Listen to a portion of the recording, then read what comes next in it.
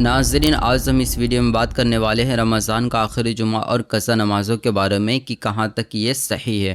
بعض لوگ تو اسے اتنا سختی سے منع کرتے ہیں کہ مانو اس کا نماز پڑھنا ہی حرام ہو گیا ہے، اور بعض کا تو یہ حال ہے کہ مانو اسے کوئی بمپر آفر مل گیا ہو جسے جتنی جلدی چاہے سمیٹ لی جائے، اور بعض لوگ تو اسے نبی کریم صلی اللہ تعالی علیہ وسلم کی طرف نسبت کر کے کہتے ہیں کہ نبی کریم صلی اللہ تعالی علیہ وسلم نے فرمایا ہے کہ جو 4 رکعت اس طریقے سے پڑھ لے، یعنی کچھ طریقے کار بتاتے، اس طریقے سے پڑھ لے تو 700 سال کے بھی قضا نمازیں ہو وہ بھی ادا ہو جائے گا۔ استغفر اللہ۔ یہ ویڈیو تھوڑی بڑی ہے کیونکہ ہم نے اس میں کافی تحقیق کو سامنے رکھا ہے کہ اس طرح سے نماز ہوگی یا نہیں، اور ایسا کرنا صحیح ہے یا نہیں، اور اس طرح کی ویڈیو شیئر کرنا کیسا، اور اس طرح سے قضا نماز پڑھنے کے بارے میں ہمارے علماء کرام کیا فرماتے اور ہمارے بزرگوں کا کیا طرز عمل تھا حدیث یا کسی واقعہ کو بیان کرنے میں، ان سب کو جمع کیے ہیں۔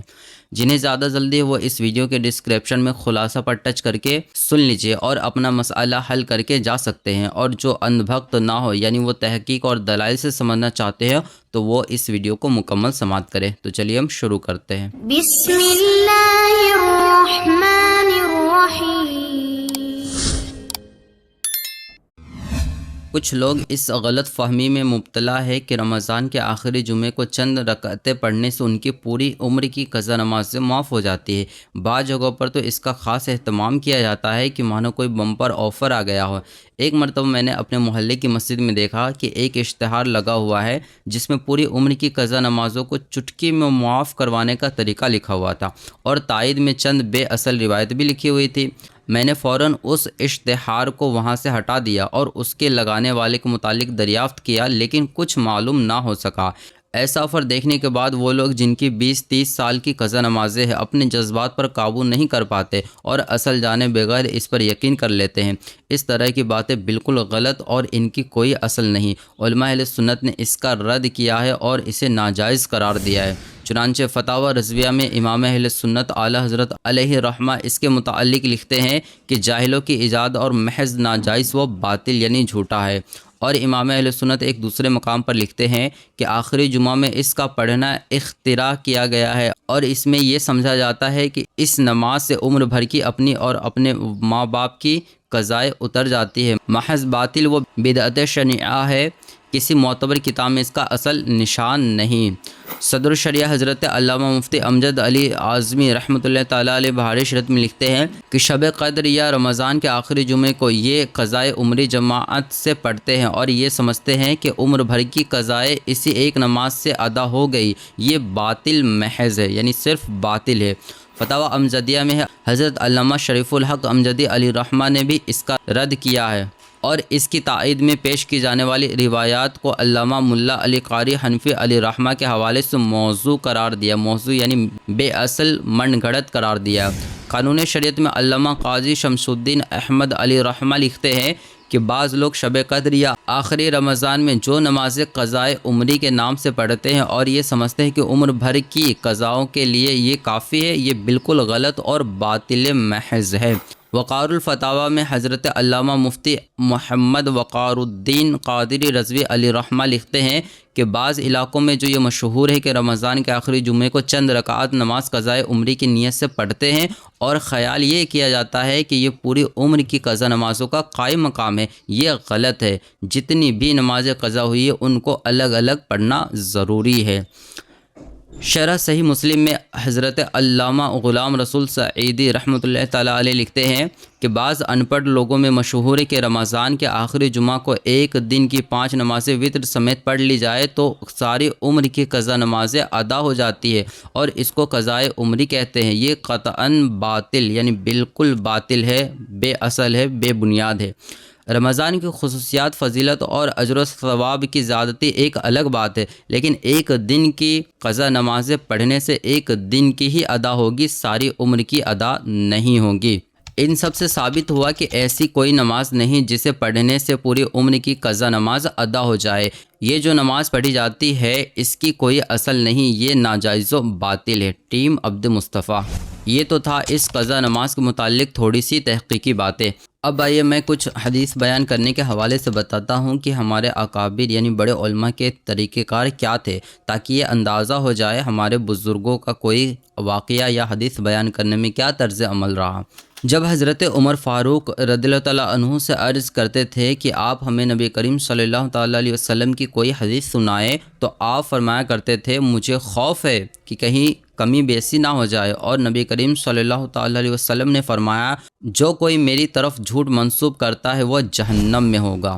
اسی طرح حضرت عثمان غنی رضی اللہ تعالیٰ عنہ فرمایا کرتے تھے کہ میں تم لوگوں کو نبی کریم صلی اللہ تعالیٰ علیہ وسلم کی حدیث کثرت سے بیان نہیں کرتا، تو اس کا مطلب یہ نہیں کہ میں حدیث مبارکہ کو یاد نہیں رکھ سکا۔ میں نے نبی کریم صلی اللہ تعالیٰ علیہ وسلم کو فرماتے ہوئے سنا ہے جو کوئی میری طرف جھوٹ منسوب کرے وہ اپنا ٹھکانہ جہنم میں بنا لے۔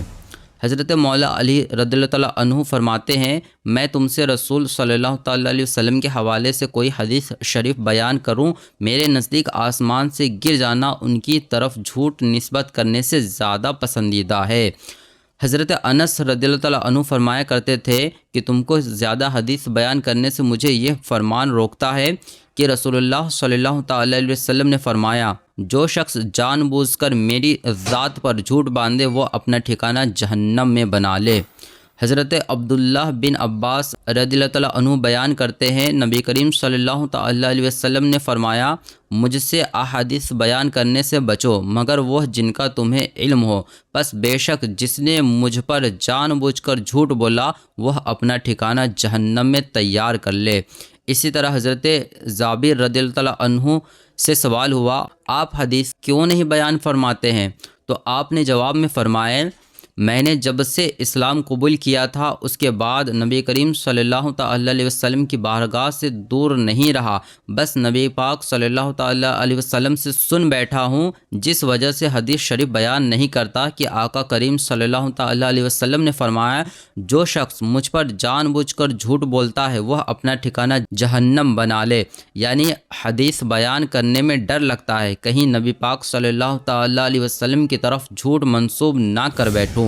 یحییٰ بن میمون حضرمی کہتے ہیں ابو موسیٰ غافی نے حضرت عقبہ بن عامر کو ممبر پر حدیث بیان کرتے سنا، پھر حضرت ابو موسیٰ نے کہا یہ تمہارا ساتھی کیا واقعی حدیث کو یاد کرنے والا ہے یا پھر ہلاک ہونے والا ہے؟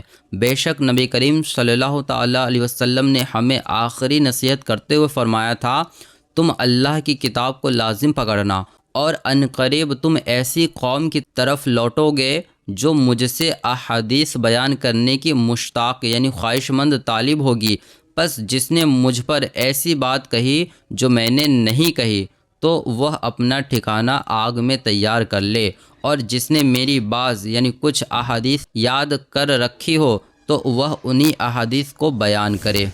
میرے محترم عزیز، دیکھا آپ نے ہمارے بزرگان دین حدیث بیان کرنے میں کتنی احتیاط کیا کرتے تھے، کیسا خوف کھاتے تھے کہ کہیں نبی کریم صلی اللہ تعالیٰ علیہ وسلم کی طرف جھوٹی بات منسوب نہ ہو جائے نیز۔ اور آپ نے نبی پاک صلی اللہ تعالیٰ علیہ وسلم کا فرمان بھی سنا جس کو جو حدیث یاد ہو وہی بیان کرے، مگر افسوس آج کل انفلوئنسر اور شارٹس ویڈیو بنانے والے لوگ ایسی روایات بیان کرتے ہیں جن کی کوئی اصل نہیں ہوتی، وہ موضوع من گھڑت ہوتی ہے اور انہی سے سن کر عوام ان جھوٹی روایت کو آپس میں شیئر کرتی ہے۔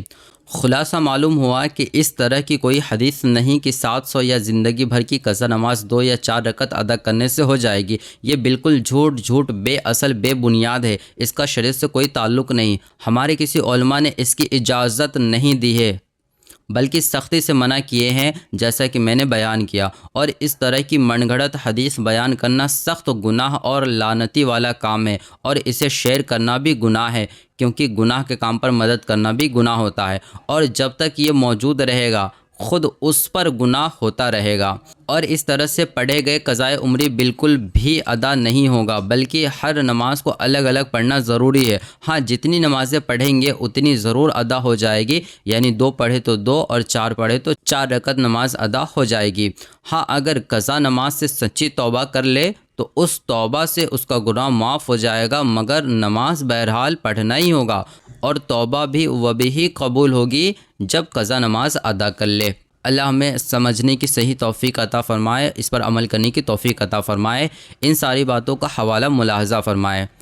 اس کا پہلا حوالہ ہے فتاوی رضویہ جلد 7 صفحہ 53 پلس فتاوی رضویہ جلد 7 صفحہ 418 پلس 419، بہار شریعت جلد 1 صفحہ 708، قضا نماز کا بیان۔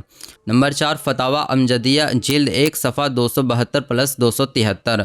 نمبر 5 قانون شریعت صفحہ 241۔ نمبر 6 وقار الفتاوی جلد 2 صفحہ 134۔ نمبر 7 شرح صحیح مسلم جلد 2 صفحہ 352۔ نمبر 8 مشہور موضوع روایت کا تحقیقی جائزہ صفحہ 26 تا 29۔ نمبر 9 رواح البخاری حدیث نمبر 108۔ نمبر 11 مسند احمد حدیث نمبر 312۔